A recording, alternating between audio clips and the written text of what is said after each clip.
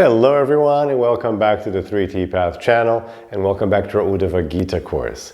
So now we're coming towards the second half of this chapter where Krishna is describing the advanced stages of the ashramas, because we have the varnas and the ashramas. We're doing these two chapters on the varnashrama, and now he's been describing the two latter stages of the ashrama system, which is vanaprastha and sannyas. So it's basically renunciation, a rejecting of the world to concentrate on your own spiritual identity and values. Very interesting. And we're going to see some really interesting ideas here.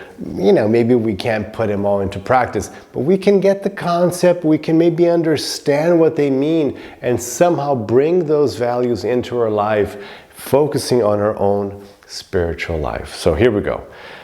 We are now in the 11th canto, 18th chapter, verse 25.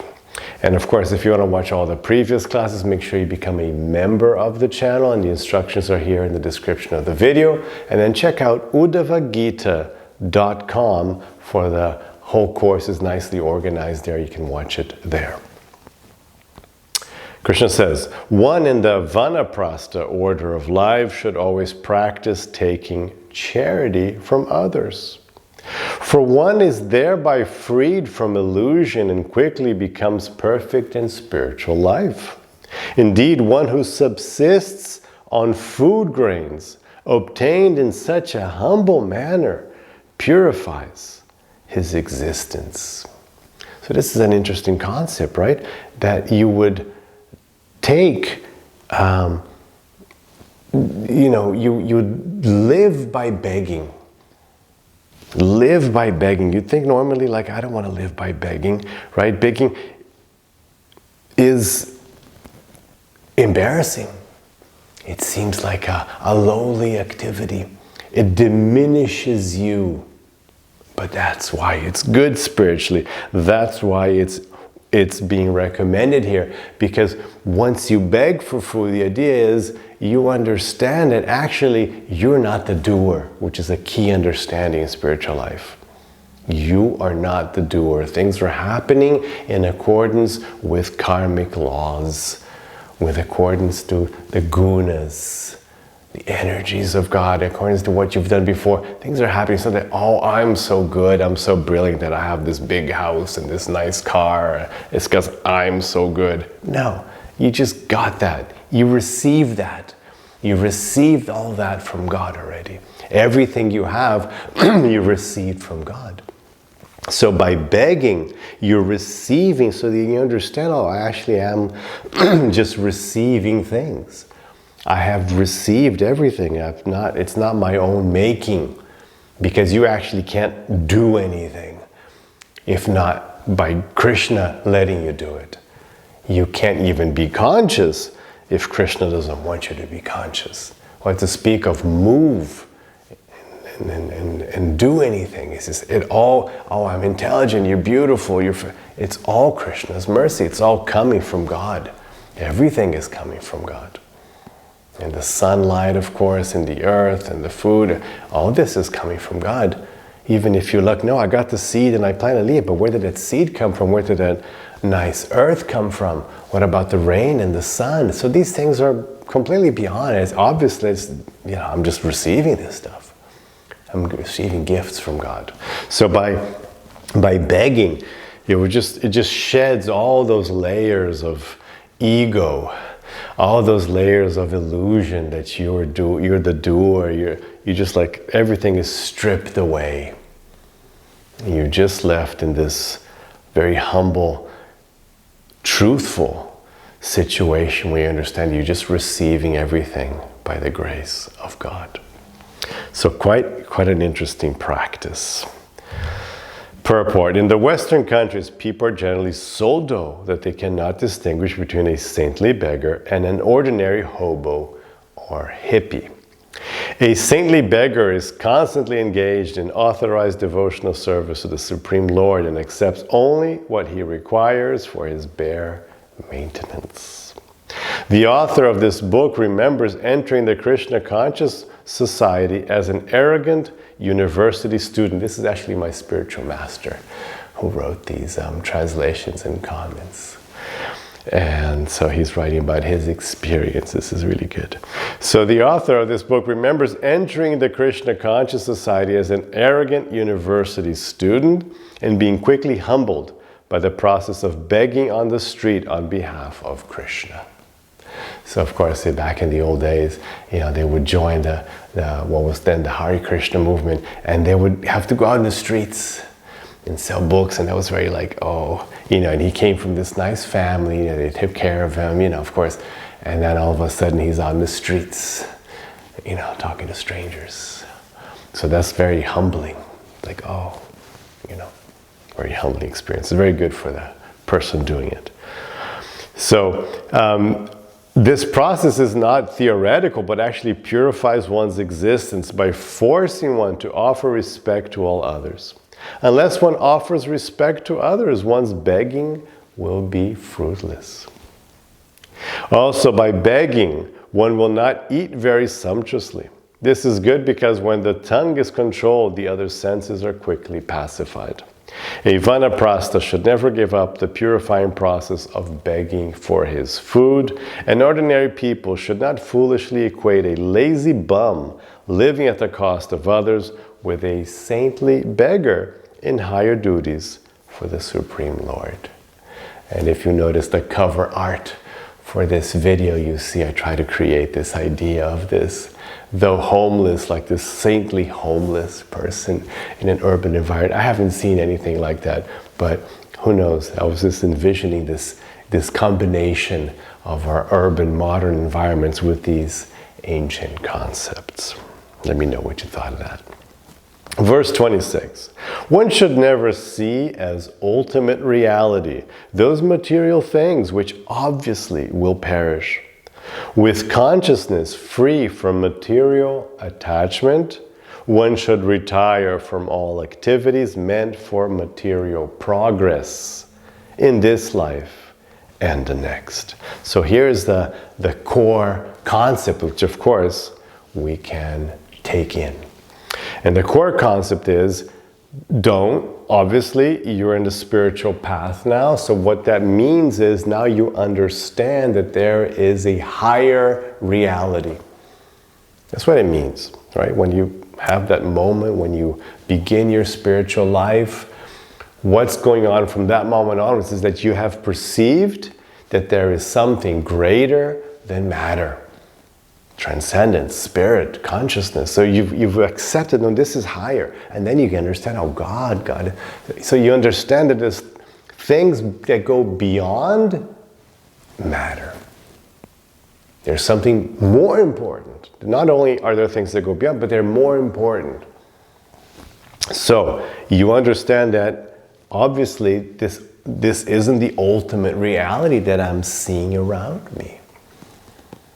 My bodily existence isn't the ultimate reality. There's another reality beyond this, which is my spiritual reality, the spiritual domain, the kingdom of God, God Himself. So all these things are beyond matter. So once you understand that, naturally the movement that happens, it takes a while, it's gradual.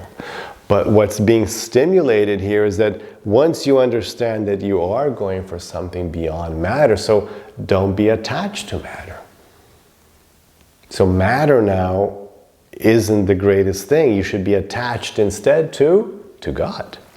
You should be attached to your bhakti, to your devotional service to God. You should be attached to serving God, to hearing about God like you're doing right now. You should be attached to this, to everything connected with Krishna. That's what we should be attached to. His instructions, serving Him, His service, His activities, His leelas, His form, His devotees, His kingdom, His land.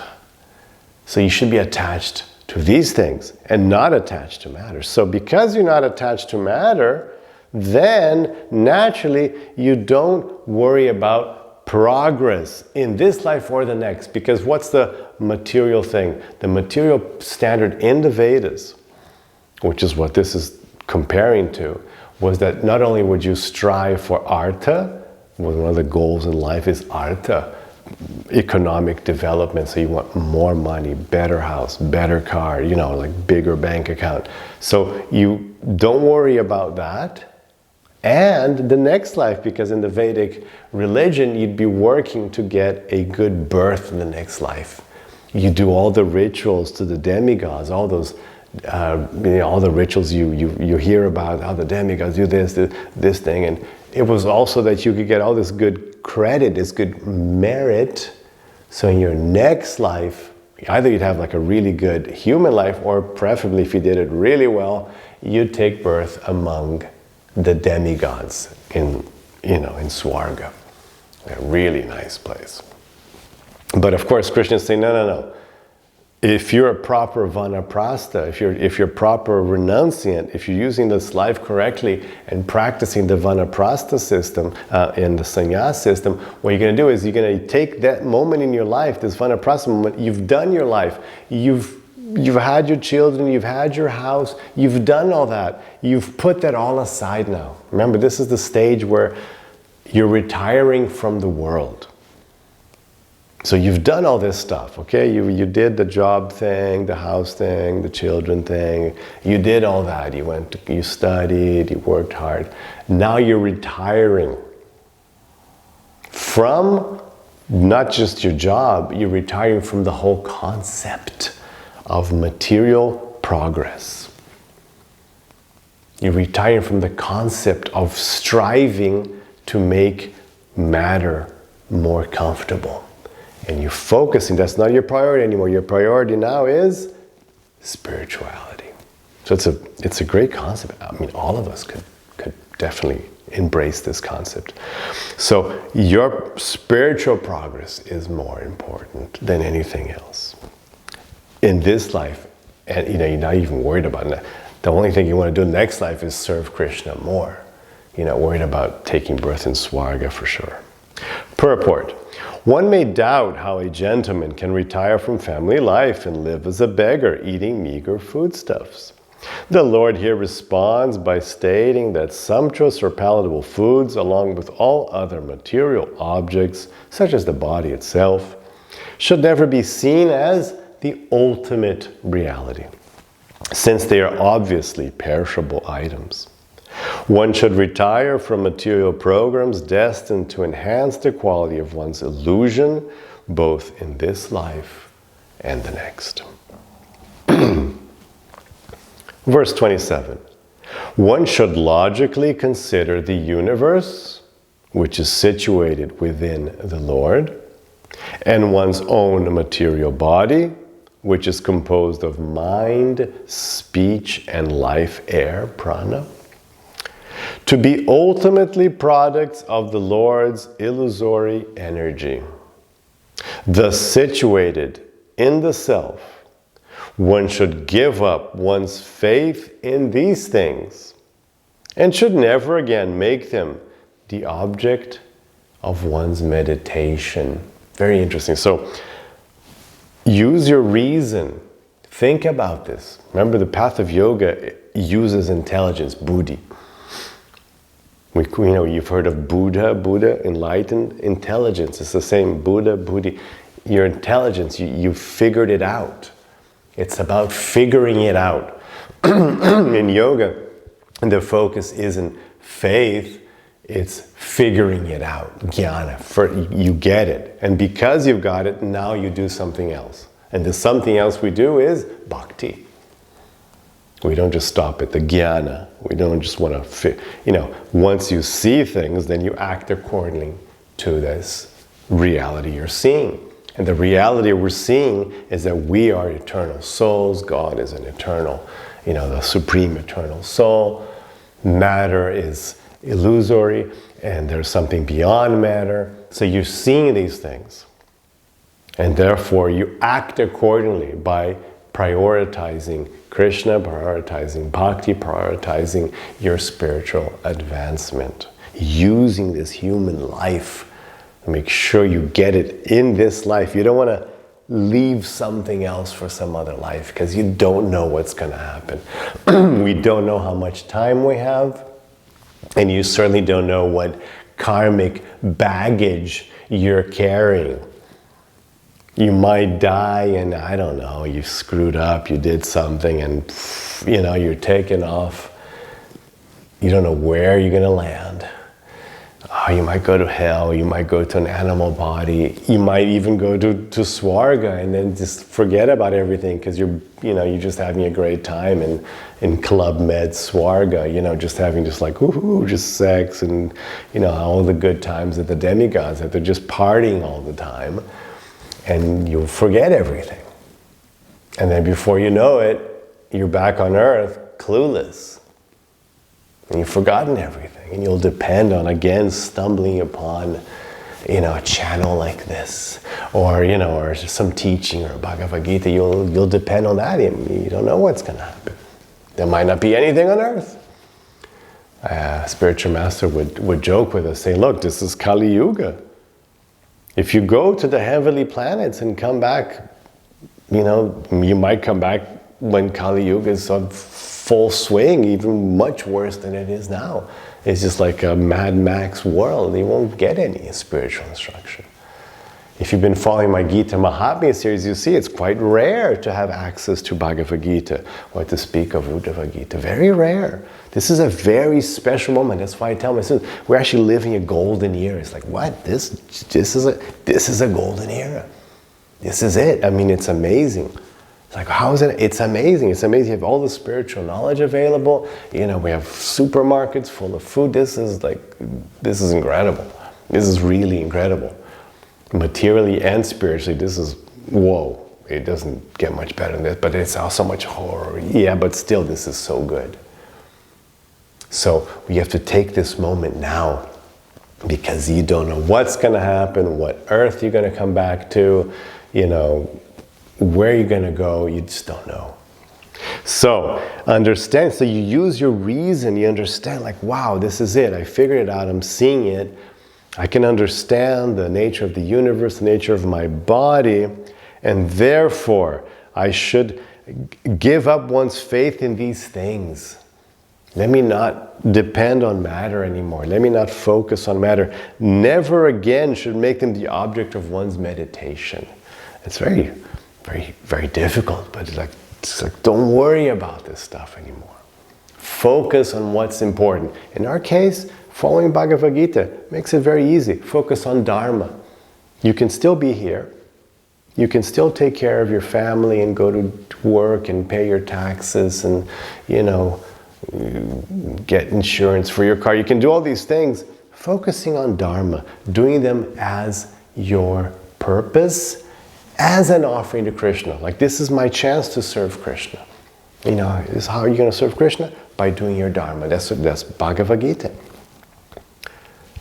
Like, that's what Arjuna had to do. Just do your Dharma as an offering to me. It's just, you know, do you want to win the war? No, you don't. You neither want to win the war nor lose the war. It doesn't really matter. It's not what it's about. It's not about winning wars or winning the empire.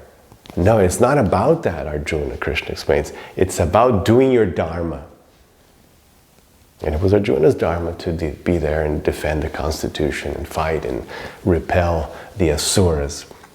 This is his duty. Did he want to do it, don't want to do it? Doesn't matter. You're going to win, you're going to lose? Doesn't matter. You're going to live or die? Doesn't matter. You have to perform your Dharma. That's all that matters. So when you focus on Dharma, you start transcending matter. Because Dharma is purpose, and purpose belongs to the soul. Purpose, Dharma isn't a material thing, even though Dharma is based on material things. For example, I have the Dharma to take care of my children. Even though, but it's your children, that's a material connection. Yeah, but the Dharma, the purpose isn't. Purpose is transcendental. So purpose, Dharma is a bridge between matter and spirit. So when we focus on Dharma as an offering to Krishna with bhakti, because if you just do Dharma, Krishna says in the end, Sarva Dharma Pariteja, don't just do Dharma. Mamikam Sharanam, come to me for shelter. Come to me alone for shelter. So, not just Dharma, but Dharma allows you to connect this material life to Krishna in devotion. And that's what matters. So you can do it in this life. So don't meditate, don't make just matter be the object of your meditation. Never do that again. Don't be like, oh, I have to win this thing. Oh, I have to buy that thing. Oh, I really want to have this situation. No. Dharma. I want to do my Dharma nicely. So what's my Dharma? Okay, if my Dharma means I have to take care of this business, I have to take care of this family. My Dharma means I should try to stay healthy. So that's my Dharma. That you focus on, but not the thing itself. It doesn't matter what the result is. Purport. Every conditioned soul considers the material world to be the object of his personal sense gratification, and therefore considers the material body to be his actual identity. The word tyaktva indicates that one must give up one's false identification with the material world and the material body, since both are merely products of the illusory potency of the Lord. One should never again meditate on the material world and body as objects of sense gratification, but rather one should become situated in Krishna consciousness. Looking at things from the eternal point of view. This is a very interesting thing. Looking at things from the eternal point of view. Very important. I've used this from the very beginning of my spiritual life. It makes all the difference.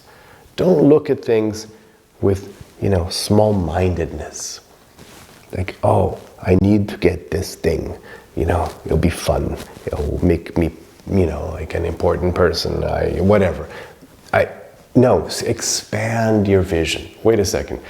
In the context of eternity, what's important here? And then all of a sudden, that little pleasure you had in mind, or the thing you wanted to buy, it becomes it becomes totally insignificant. But you can understand that. You can in the context of eternity, it's definitely my spiritual connection which counts, my illumination that counts. That's what's important. So it's very important. So, very good point. So, in looking at things from the eternal point of view, the world is simply illusory. The material energy of the Lord is devoid of consciousness and thus cannot be the basis of actual happiness. The Supreme Lord Himself is the only absolutely conscious entity. He is absolutely self-sufficient, standing alone as Vishnu, the personality of Godhead. Only Vishnu, Krishna, and not the insignificant workings of material nature can give us the actual perfection of life. Verse 28. A learned transcendentalist, dedicated to the cultivation of knowledge, and thus detached from external objects, or my devotee who is detached even from the desire for liberation, both neglect those duties based on external rituals or paraphernalia. Thus, their conduct is beyond the range of rules and regulations. This is an important concept. Of course, Krishna is going to take, the sannyas, he's going to take this very far in the next verses. And we see in the Vedas, we've seen before here in the Uddhava-gita, that practice of, so it's called Jada yoga. Jada means fool. So the yoga of the fool. So the Jada yoga was a very extreme, hardcore practice where the person would reject any concept of, he would pretend, like Krishna's going to suggest this soon, he's pretend you're deaf and dumb, you're crazy, even though you're not. But you would pretend all these things, and you wouldn't be scared of anything, you wouldn't mind anybody doing anything to you. And there's these, one of the famous avatars, the most famous Jada yogi is this Rishabhadeva avatar. And he gets urinated upon, he gets put in cages, people beat him up, mistreat him, like that. And he's like, yeah, go ahead, no problem. He's letting it go. He doesn't care. He's focusing, just his consciousness beyond matter. So like all these situations, people like literally this description, urinating on him. And he's like, that's okay, you can do that. Putting him in cage, just like as an animal, they would put him in a cage. He's like, fine, put me in a cage. I don't care. So that, don't try that at home. I'm not going to try that. But that's where it goes. That's how, they give these examples. That's how far you can take it. So way beyond rules and regulations. So what to speak of just basic concepts of preserving yourself and your dignity.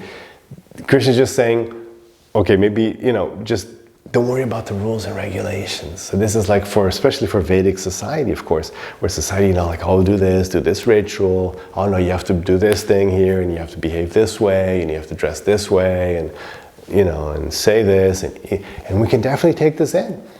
We're in society, if you're practicing the 3T path, if you're practicing these teachings that I'm giving here, then you're out of sync with Western society, right? I mean, you're not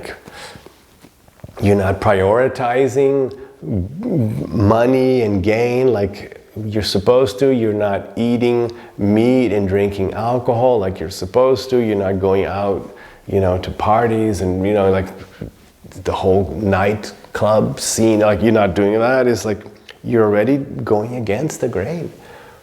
You're already rejecting the rules and regulations. Oh, you should do this, and behave like this, and you're like, no, I've got my own thing coming. I'm doing my thing. I'm seeing the world in a different way, so therefore I'm no longer following your rules and regulations. I've got my own values to follow.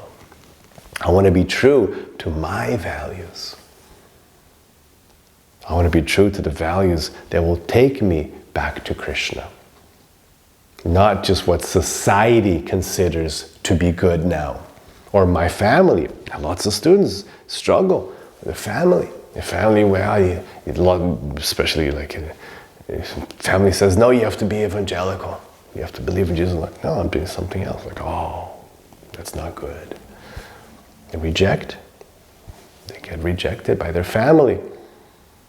And certainly I had this trouble, and so many students have the trouble. Like, you tell your family you don't want to eat meat anymore, and like, oh, you have to eat meat. And drink. It took my mother like over, 20 years to accept that I wouldn't drink anymore. She hated that. Like, why you have to drink? It's like, I don't want to drink. Because now you have to enjoy this whiskey and this wine. It's like, no, well, I'm not doing that anymore. So it's all these rules and regulations, and you have to reject these things. It's hard. Get a job and do this, and you reject all these rules and regulations, and you follow your own principles. Purport. This verse describes the Paramahamsa stage of life. So now we're going to get into we kind of finished the Vanaprastha, renunciation, and again, so this is going to be the Paramahamsa. This is like the supreme stage of renunciation, in which there is no further need for rituals, external paraphernalia, or rules and regulations. A completely realized jnana yogi pursuing liberation, or beyond that, a perfect devotee of the Lord who does not desire even liberation, has no further desire for material engagement. When one completely purifies the mind, there is no possibility of sinful behavior. Rules and regulations are meant for guiding those who have a tendency to act in ignorance or for personal gratification, but one who is perfect in spiritual consciousness can move freely, as described here by the Lord. One who tends to drive a car recklessly or who is unfamiliar with the local road conditions certainly needs the discipline of elaborate road signs and police enforcement of traffic laws. A perfectly safe driver, however, is thoroughly familiar with the local road conditions. He has no real need for the enforcement officials or the speed limits and caution signs meant for those unfamiliar with the road. A pure devotee of the Lord desires nothing except service to the Lord.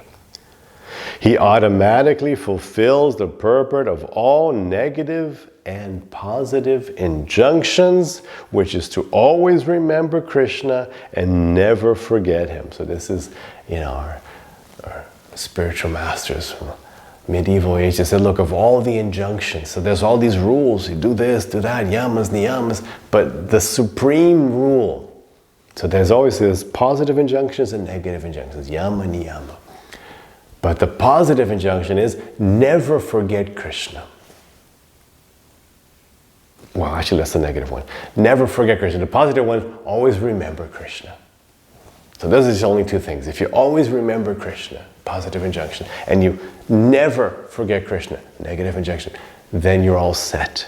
You're good to go. There's nothing else you need to do. They would say like that. Because that would automatically purify you, turn you into a pure, brilliant soul.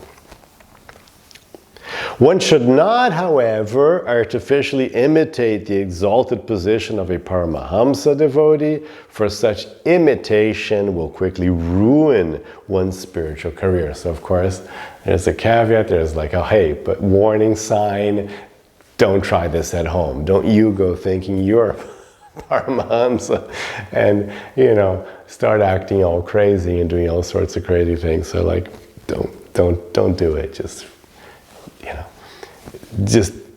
you should follow the rules just as an example for others, even though you don't need them. Yeah, it's like that. In the previous verses, the Lord has elaborately described various rituals, paraphernalia, and disciplines for the various spiritual orders of life. The sannyasi, for example, carries a tridanda and a water pot and eats and lives in a particular way. A Paramahamsa devotee, having completely given up all attachment and interest in the material world, is no longer attracted by such external features of renunciation. So this is going beyond the standard protocols for sannyas, for renunciation. Like, don't even worry about those protocols. Just be spiritual, just be transcendental. So that's it. For now, let's stop here. I hope you've enjoyed that and have the rest of your day with lots of peace and lots of love.